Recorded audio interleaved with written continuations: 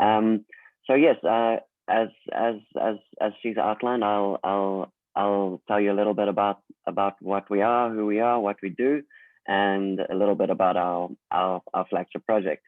So yes, essentially the YPG is the Young Professionals Group of the International Solid Waste Association. We're an incredibly diverse, rich, knowledgeable group of professionals, academics, consultants, all based in the world of waste management. We have various working groups. Sheila leads this one, which put together this fantastic event today. But further to that, we have a communications working group. We have a mentorship development group, and many others. So it's basically an opportunity for young professionals to connect, to network, to learn, and to practice skills that will serve them well in their future lives and careers. So that is who we are, and a little bit about a little tease about our flagship project this year. We will be tackling myths in the world of waste. So essentially, in this sort of post-truth world we find ourselves in at the moment, the world of waste management is not immune to this trend. It's very easy for ideas which are not necessarily true to gain momentum, to gain traction, and become the de facto truth without sufficient substantiation and research. And given that we have such a rich knowledge base within our group, we want to leverage that in order to bust the myths that exist in the world of waste. The project will be launched fairly soon, and you guys will all be privy to that launch. And essentially, we'll be finding waste myths. So that could be in the form of a Facebook post, an article published in a newspaper, for example. And what we will do is we'll put together teams that are experts within that field in order to apply academic rigor and in addition to that, professional working experience in order to understand what is the truth on that matter. What is the definitive truth on that matter? And based on that, we will put together a final publication with answers to those myths, and we'll be promoting real truth based on research and experience. So I really look forward to kicking off with that, and please stay in tune to all our communications channels, where we will be asking for your participation. And if you do happen to be an expert in the field about one of our myths, I would encourage you to join that little subgroup that will be aiming to shine a light on the myth. So over to you, Shisa, and I'm really looking forward to hearing the speakers.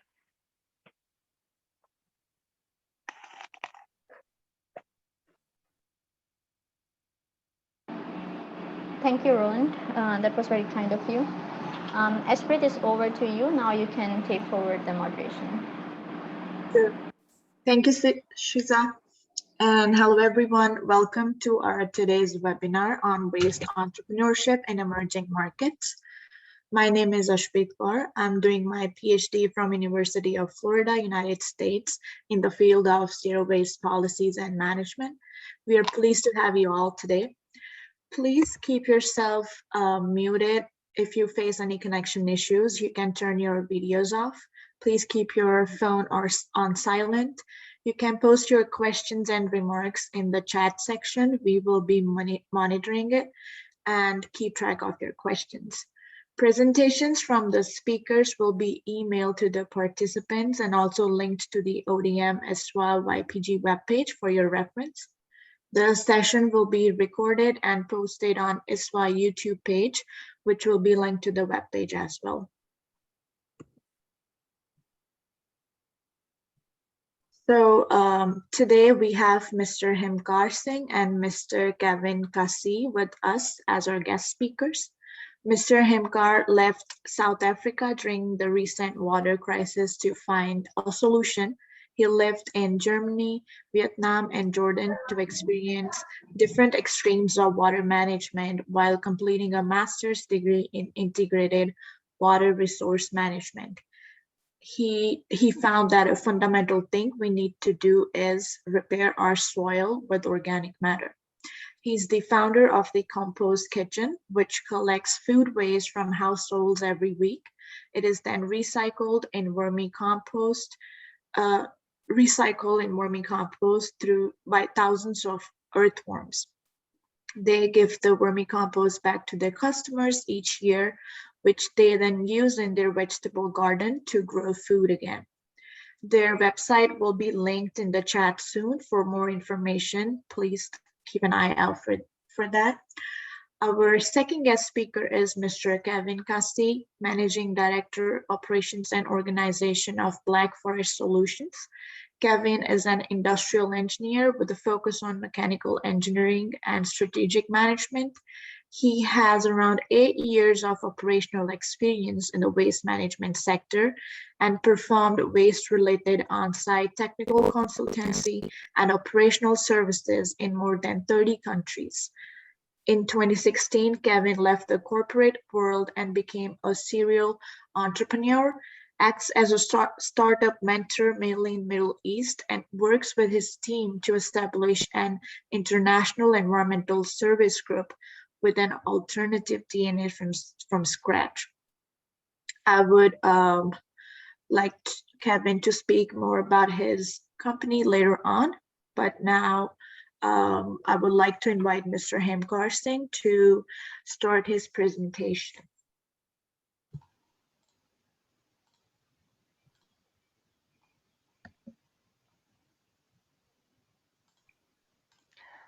Hi, everyone. Shiza, could you just confirm that you can see the slide? Yes, we can see very well. Thank you. Okay, great. Thanks so much, everyone. Thanks to YPG for the invite. I'm Himkaar from South Africa, which is an emerging economy. And I've started a business there which suits the topic very well. So I'd like to give you a virtual tour of the business, but one day, hopefully, I will be able to invite you here as well. It started in 2017 when South Africa was having quite a bad drought. In certain parts of the country, we almost ran out of water. And I felt like we weren't going to solve that problem with the current methodologies. So I decided to leave the country to study a master's in water management based in Germany.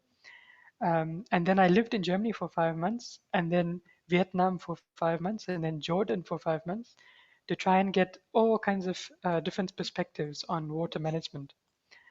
And then the solution that I realized that we need to do is to repair our soil, because the soil is the most important component of the water cycle, because when a raindrop hits the soil, everything that happens downstream is determined by what happens at that moment.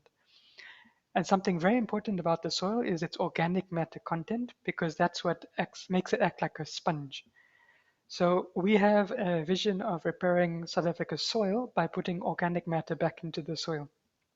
And so we have a certain pathway how we'll get to that eventually, but I'll just take you through what we're doing at the moment. At the moment, we collect food waste from households, and then we recycle it using earthworms, which make something called vermicompost, which is their feces.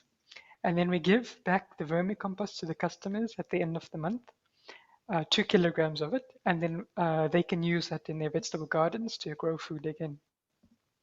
And that's a subscription model. So they pay about 190 Rand a month. It's about 10 euros a month. And I'll show you how that's progressed so far. This is what it typically looks like, is we give customers a bin, a small bin, it's 35 liters. and they put a bin liner inside, a plastic one, and then they put their food waste in that bin liner, and then we come and take the bin bag on collection day, which is every week. The food waste can be anything, any type of food waste, including cooked food, meat, and coffee grounds, and cut flowers. We then take that to a composting operation. So it gets pre-composted in large piles before getting fed to earthworms.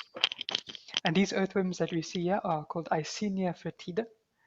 They're very good at eating organic waste, and they produce very high quality compost.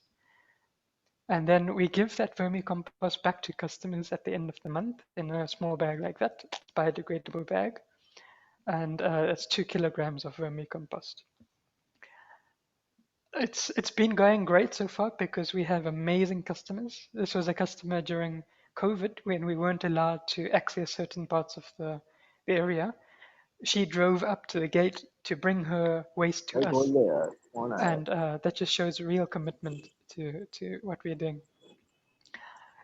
But what we're doing is quite new in South Africa. We're the first company to do household food waste recycling. So we have to give a lot of physical presence to explain to people how it all works and alleviate their concerns. We also do worm talks in preschools and schools and different underprivileged areas, just for fun, just to spread the awareness about composting. And not everyone is wanting to have their waste collected every week because maybe they don't produce enough. So we have home vermicomposting solutions as well, where they can make their vermicompost at home from their own kitchen waste. So those are quite popular, and we have a range of products which we can use to do that. But we try to innovate in every single thing we do, from invoicing to communication to how we do the work. And so this is an e-bike that we developed. Oh, sorry, the trailer is what we developed, and it connects to an e-bike, which has a motor and pedals. So we used to do the collections using this. Now we've outgrown the bike, so we use a vehicle, but it was a nice innovative way to start. And it started by first meeting experts in government to get an understanding of where we would fit in the context of organic waste. And then we designed the e-bike collection because it was the easiest way to get started. And we also made our own African blender. So we put the food waste through that, then it shreds it up, and then we feed it into the vermicomposting system, which we designed as well. So it started with as little materials as possible. It's called a lean startup method, which made it profitable quite early on.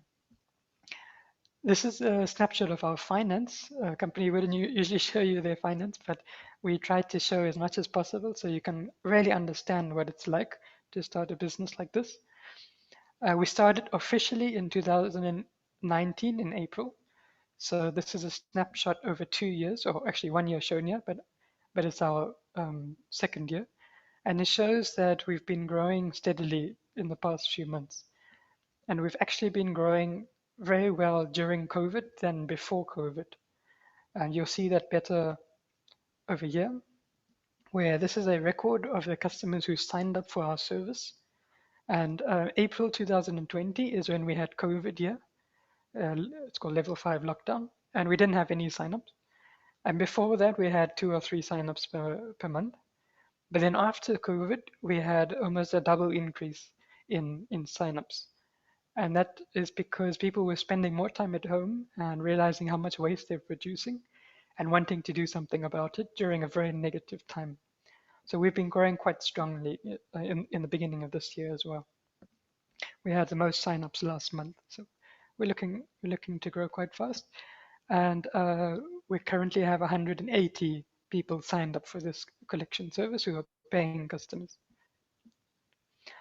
And then we would like to design an innovative model going forward. Not everyone wants to have their waste collected, but we want people to realize the benefits of vermicomposting at home. So we're going to offer an incentive where people can vermicompost at home with their own kitchen waste, then we will buy back the vermicompost from them, and then we will sell it to our customers, because we have such high demand for our vermicompost, but we don't have a massive facility to make enough. So we rather distribute the making of it to everybody else, and then that way they can earn a little bit of income instead of just throwing it in the landfill, which we know how much damage that does. But I invite you to just get in contact. There's a lot more that goes on in the background. Visit our website and just get in contact and have a chat if you have any ideas or want to learn more. Thanks so much. Thank you, Himkaar. It was really good presentation. I really like the idea of providing incentives to local people because it really helps to motivate them. And questions will be taken at the end of the session. Please post your questions in the chat. Now I would like to invite Mr. Kevin Kasih to introduce himself and their company. And over to you, Kevin. Thank you very much, Ashpreet, and thank you in general very much. ISWA YPG, this is my first time to be connected with this group, and I find it very interesting.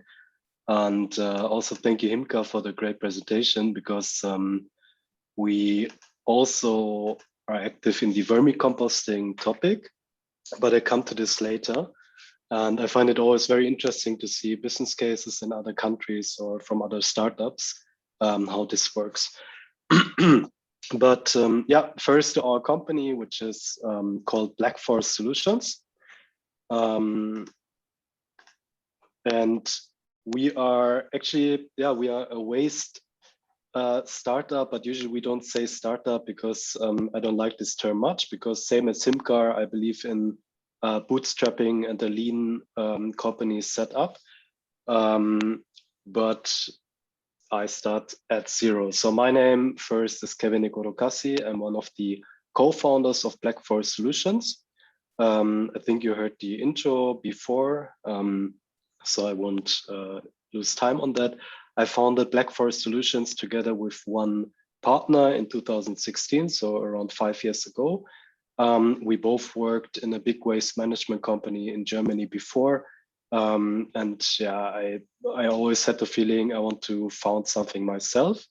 So things came together, and we decided to go into our specialization, which was hazardous waste worldwide, especially in the MENA region, but also in Latin America, Southeast Asia, and Central Asia, and start up with that. So we started as a 2-person company 5 years ago. We did not have any investor or anything else. We just started with our turnovers. And this is actually what we do. We do 2 things mainly. We are a licensed hazardous waste trading company, broking company, and operational company. And we are technical consultants in the waste sector worldwide. And waste sector means our specialization hazardous waste again, but also medical waste, electronic waste, household waste, and also organic waste. And the consultancy department includes consultancies for ministries, for local investors, but also for startups. So we also run incubation programs for waste management startups, especially in Middle East, right now in Iraq, in several cities. We also cooperate with NGOs in Lebanon, in Jordan, and some other countries where we try to help waste management companies, young entrepreneurs in the sector to grow up based on our knowledge and our hints. And of course, our failures before, because this is the most important thing, what we can learn from, I believe. So I will jump through the presentation a bit fast because I know I have 15 minutes and I would like to show a short video and not only boring slides. So again, just as overview, trading operations, we call that, or we call it TFS. Maybe some of you heard about that, Trans-Frontier Shipment of Waste under the Basel Convention.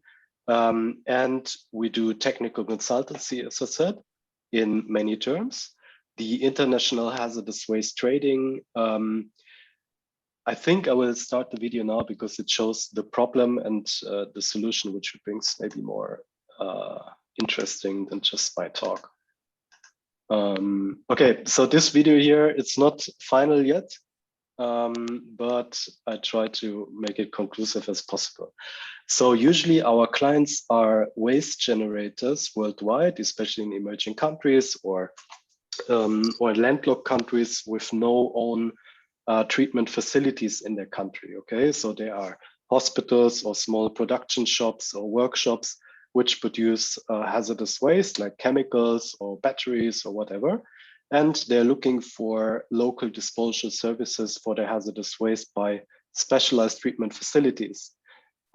Usually these treatment facilities are not there in the country. So here you see the waste generator tries to call a local facility and asks, okay, can you treat my hazardous waste? For example, mercury waste in Guatemala. And the local facilities say, well, we don't have the specialized treatment facilities, so call someone else. Then usually our clients Google and they find specialized fancy facilities worldwide and just call them. But they are not used to the methodology, how to transport, export, and treat hazardous waste. So they ask these facilities, for example, in Germany, okay, can you treat our hazardous waste?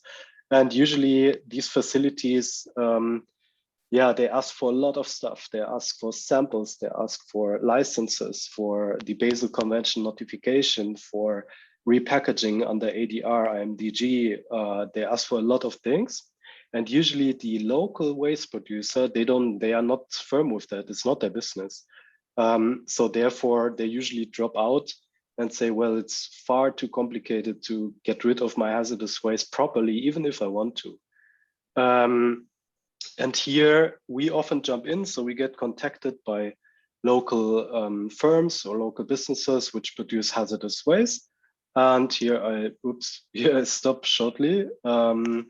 Because we offer this A to Z service since a few years, which includes hazardous and non-hazardous waste management in general. So we do consultancy, as I said, but we also do waste analysis and classification on site worldwide. And this ranges from, for example, from Guatemala to Afghanistan. So anywhere in the world we do that. We also do the international logistics management. For dangerous goods and hazardous waste, and we do the operational management and on-site consultancy, for example, for the repackaging of hazardous waste under international regulations, and also the stuffing of containers and more. Plaza is one of our new trademarks for an international hazardous waste service platform. And we just show the steps very shortly. So usually it starts with the sampling of waste. So we go on-site. We have licensed samplers and we sample the waste. We bring these samples to our partner laboratories where they get analyzed in different ways because we need these analysis for the hazardous waste classification under Basel Convention and the UN.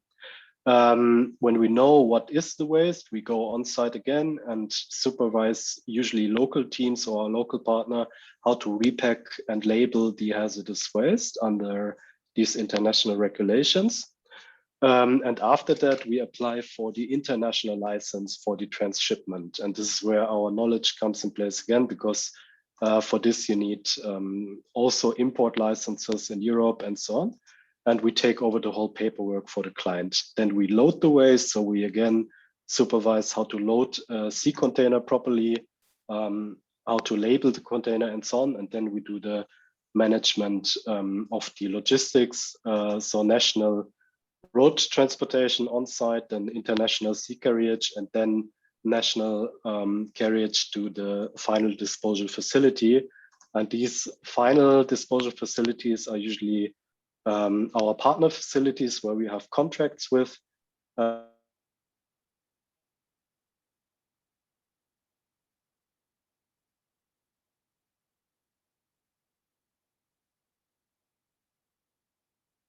The disposal certificates from the facility back to our client worldwide.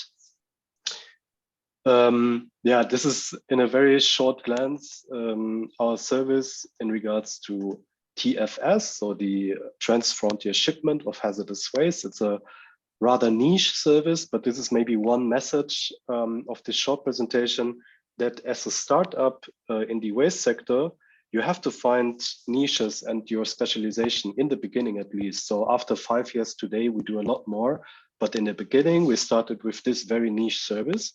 And you saw the other example from Himkaar. This is also a very good example because depending on the market, not many people do what Himkaar does, for example, or what we do in our field.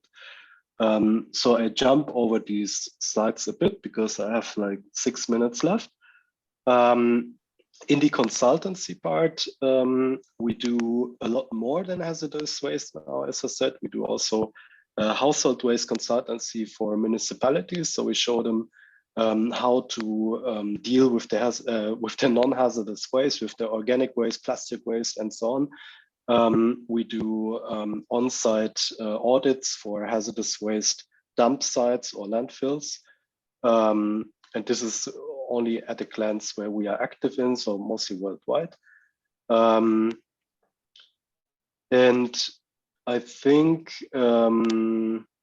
yeah, these pictures show a bit what we do on site. So you saw the Plaza video, but this is how we work actually. This is, for example, a project in Lebanon where we had cytotoxic materials, so from some medical waste from hospitals for cancer treatment, which is a very tricky waste. And again, the clients called us and said, well, in Lebanon, there is no solution for cytotoxic waste. Can you export it? So we did the whole chain as I described in the video. We did the on-site packaging, labeling. We did the international licensing, the container stuffing, as you see here, and then the transportation to a partner facility in Sweden, where this waste got disposed of. This is another project of us where we consult the state of Kuwait to develop their hazardous waste master plan for the whole country. This is a 3 years project. This is another municipality consultancy in Indonesia, and so on. So we have many different examples like that. If you like to learn more, you can check out our homepage. But I think this is maybe not so interesting for you now. What is maybe interesting for you is my message as a founder of a waste management company, or now a waste management company group, because we are expanding. We are about to found another company in India right now. In Germany, we have 3 companies already, and yeah, we are looking into many fields. But in general, my message would be that first, as I don't know if you plan actually to build a company, but if so, just my general hints would be that it's already very good that you participate at events like this year, because you have the chance to speak to entrepreneurs and founders of waste management companies who went through the whole chain. And especially when you speak to such people like Himkaar or me or others, I encourage you to always ask for the biggest fails, like the biggest problems, the biggest issues which these people face, because this is the most valuable thing you can learn. It's not so helpful usually to see these fancy slides and these achievements.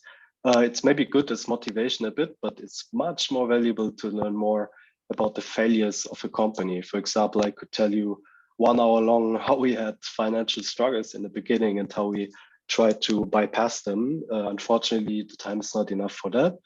And another thing is, as I said in the beginning, especially in the beginning, try to find your specialization and niche, like Himkaar did with the vermicompost, like we did in the hazardous waste sector. And later, you can expand and do many more things when you have the solid basis, because this is what we see with many of our mentored startups in Middle East, that as we do, we have many different ideas, many plans, many cool things in mind. But yeah, usually it's not good to overload yourself in the beginning when your basis is not strong enough, when you don't have a solid team behind you which can take over in the end. And when you start too many small things, you get lost and your energy also get drained. So in the beginning, do a proper ideation phase, do a proper incubation phase, either in a program, which is offered by someone, or by yourself. There are many courses as well how to do that online. And then focus on your idea, no matter if it works or not in the beginning. And later you can expand. And as I said, if you have any questions to our company or to the projects we have, feel free to ask anytime. But I think maybe the target here is more to learn more about the entrepreneurial stages and problems and hiccups. So if you want to learn more about that, also feel free to ask. And I think I'm in the time and stop sharing now. Thank you very much. Thank you, Kevin, for your presentation. And we have a couple of questions in the chat. And so if you guys have more questions, please keep putting them in the chat box. But now I would like to ask some questions to Himkaar based on the questions we have received in the chat. So for the buyback of vermicomposting, which is of course like very great idea as discussed earlier, but how do you ensure about the quality of the compost from the people and how homogeneous that compost is? Yes, that's actually the key limitation as to why people haven't done this model before, is how do you know what you're getting? So we're developing some technology that you can use to scan a sample of vermicompost and then determine its level of quality. But we're also going to have an incentive to let people know that if you give us better quality compost or vermicompost, then we will pay you more. And then we'll have a tiered reward system to incentivize that. So we're working on those two things. They're very tricky, but I think we can do it. No, yeah, definitely. For like you said, you will be asking the people to give like a better quality compost. How would you like? What is the measurement for the quality of the compost? There's certain parameters that are you can use. It's difficult to find one, but you could look at the sieve grading, you know, the particle size, the Right. color, the smell, the moisture, the percent of biology that's in it, and percent of organic matter. But we'll be using international standards to help us guide our own quality control standards. Okay, no, that's really great.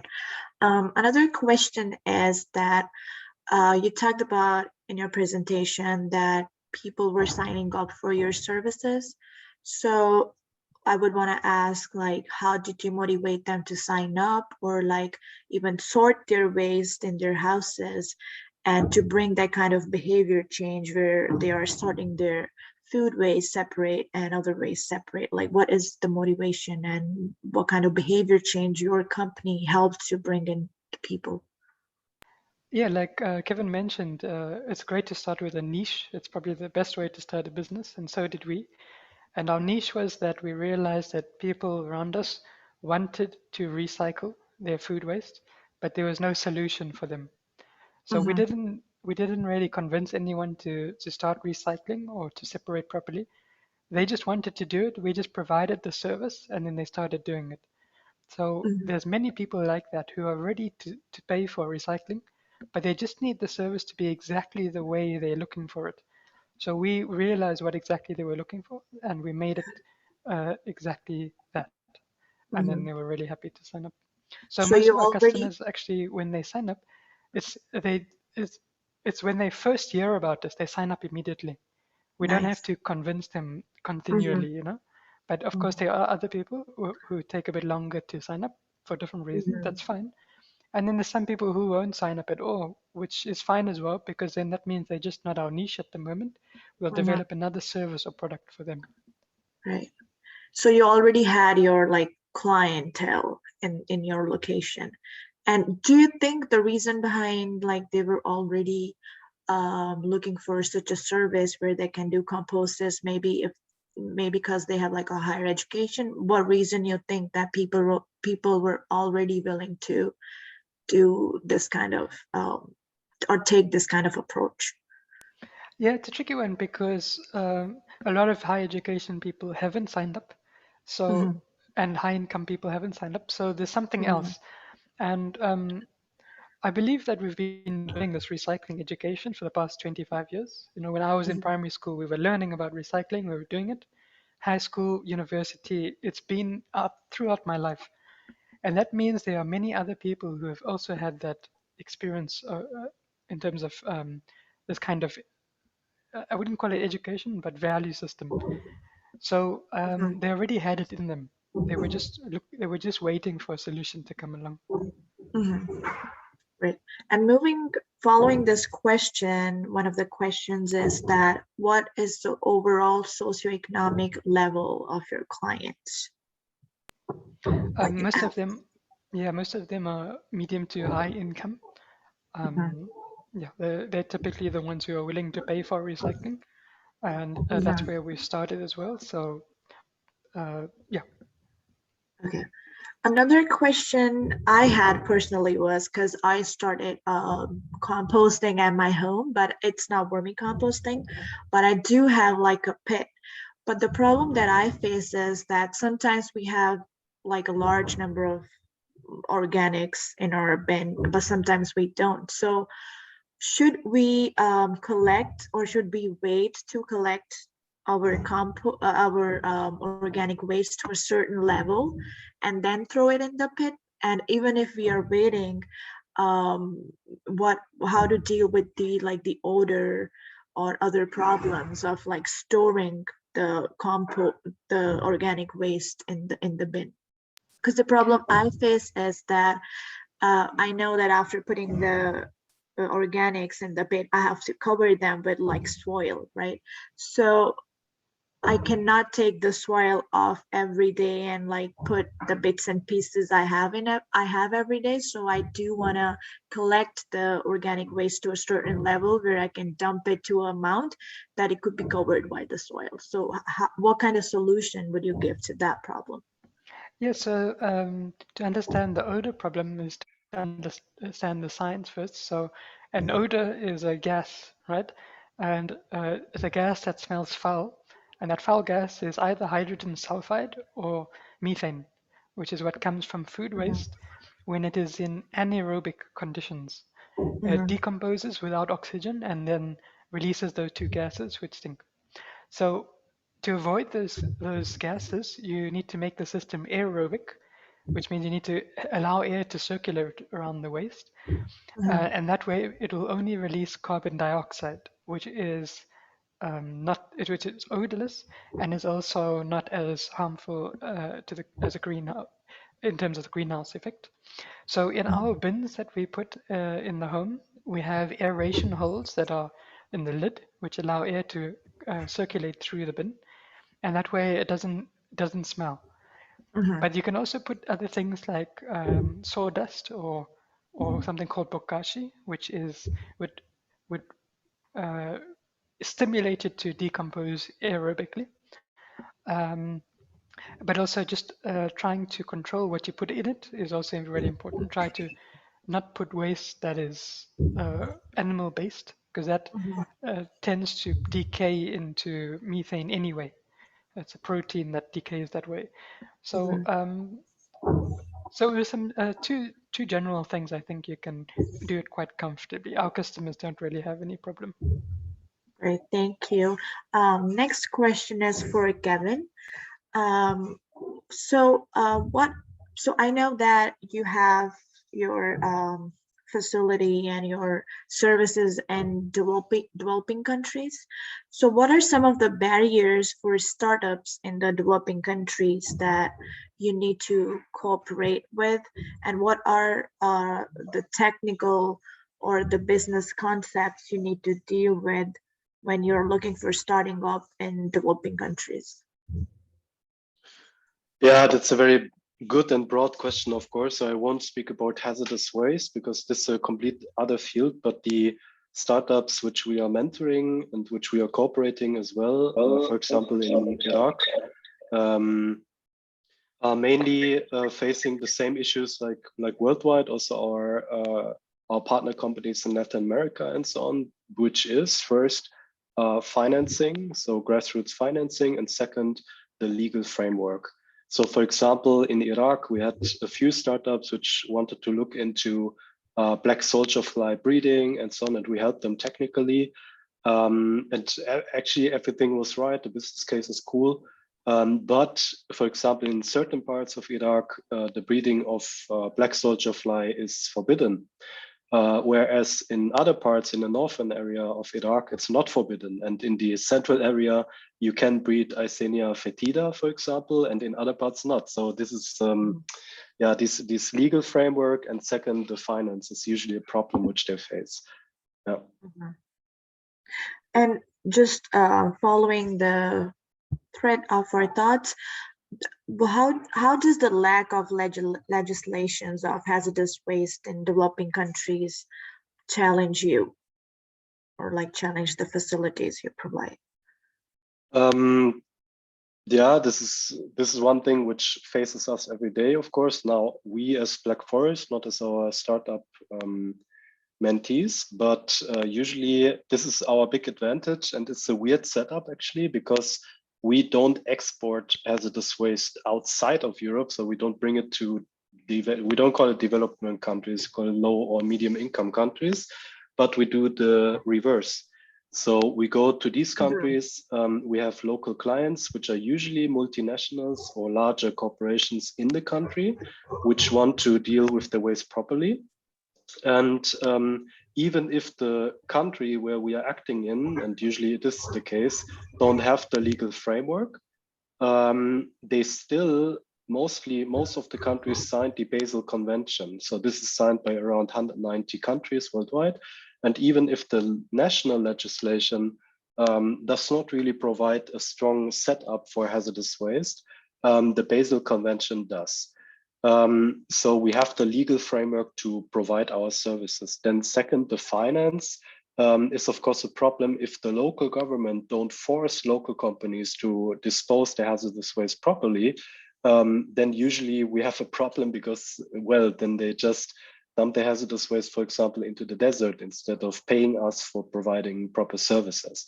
And here again, our niche is that we look into multinational companies or big local companies which are located in the countries and still fulfill their services upon international standards. Right. And sorry, and long term, I mean, this is not a solution, right? But long term, we are also with our consultancy part usually working in these countries, for example, with the GIZ or other organizations to consult the governmental sector how to improve their legal framework for the future. Because it's not a solution either to export waste, and it's also not a solution to only go for multinationals. So we want to change the local capacities in long term. Great, thank you. Also, what are some of the motivations for the customers to search for a treatment solution? Is it due to the regulatory frameworks in their countries? We had a question in our chat about it. These motivations, this is a very interesting thing. I think we have 3 different motivations. First one is real interest. So some companies or some clients of us, they have real interest to serve their environment and their country in a proper way and not to throw hazardous waste just into the desert or somewhere, even if the framework is not there. Second, we have intrinsic motivation, which is based on marketing, for example, the good old greenwashing of big companies and so on. So they ask us for our services, even if the local government does not ask for it. And third, external motivation, so to say, when, for example, the local public gets aware of hazardous waste dumps or something and put pressure on the waste generator. So these are the usual motivations, if not the law locally enforces companies to look for services like ours. Great, thank you very much for your answers. I'll have one last question for Himkaar and one last question for Kevin. So if you guys have any important questions that you want to ask, please let me know, or I can pull it up from the chat above.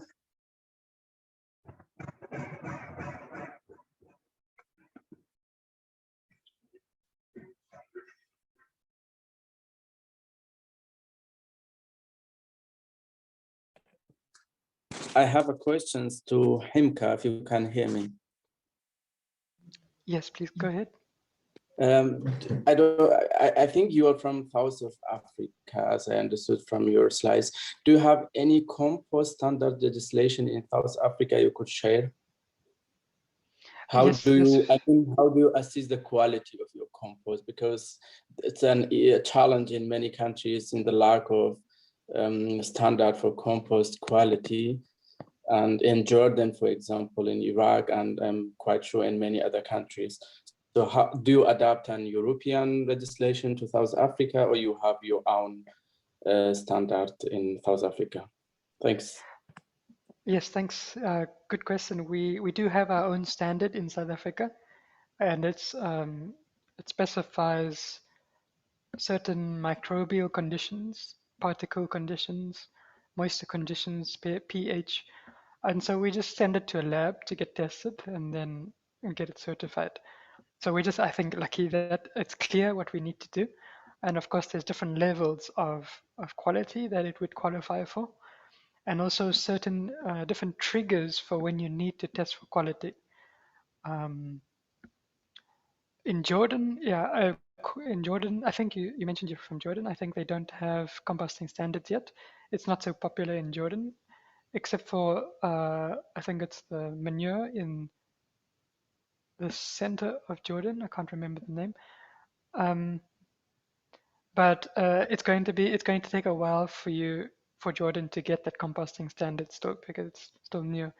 But you only need to worry about the composting standard when you want to export, or if there's already a policy in place that requires you to get it. So even if you don't have it, just do your own tests to make sure that the plants are benefiting. If you find that it's working, then customers will want it, and then you can deal with the standard later. If the moderator allow me, I have the same questions to Kevin. How do you decide if waste is hazardous or not? Based on which legislation? Yeah, thank you, Rizka. This is a tricky question because it always changes client by client and country by country, but usually or often many countries just overtook either the US EPA standards or the European Commission standards. And we usually bring the European Commission standards into the business, so to say, or into the transaction, because all our paperwork, all our operations, and also the final facilities which we are working with, they are all based on the European Commission standards. So the classification of hazardous waste, of course, first we look national, is there any legislation? If there is, then usually it is based on EPA or EC, so in European standards. And if not, then we just apply the European standards how to classify hazardous waste and dangerous goods. And yeah, until now it worked very well. Great, thank you, Kevin. So I have one more question for Kevin, but before I do that, the floor is open to other people. If you have any questions that has not been already answered, please feel free to ask to our guest speakers. I would be having one question for Kevin, if I may proceed. Yeah, please go ahead. Yeah. Hi, Kevin. It's Karthik this side. In terms of the consultancy work that you are doing, especially focusing on developing countries, I understand that going at like more micro level at the city scales, we see that a lot of processes are blocked by tendering and some official steps that has to be followed, and they are quite exhaustive things. So how are you really facing and adjusting your business model in that dynamics to overcome that barrier? Yeah, thank you very much, Karthik. That's a very good point. So usually, as you said, consultancy services in these countries, I take Indonesia as example, are tendered out locally. And this is a good thing actually, because I think it's better to source capacities which are in the country instead of bringing in Europeans who want to import their knowledge, right? And don't know much about the local conditions. How we enter the market is usually via international projects, which are funded by development cooperation organizations. And then we get ties with the local partners, with local clients, and hopefully have follow-up businesses. So this is usually the entrance, so to say, because it's also clear that we as a German company, we cannot compete, or sometimes legally we cannot apply for tenders, for local tenders in Indonesia or in India or somewhere else. So as I said, first alternative is that we go into the market via international projects. And the second alternative is, and this is what we are starting right now, is to enter the market with a local company, so that we found a local company and work from there and bring in our international knowledge, but localize it with our local partners or local staff. Thanks. Thank you, Karthik. Thank you, Kevin. Are there any other questions for Kevin or Himkaar?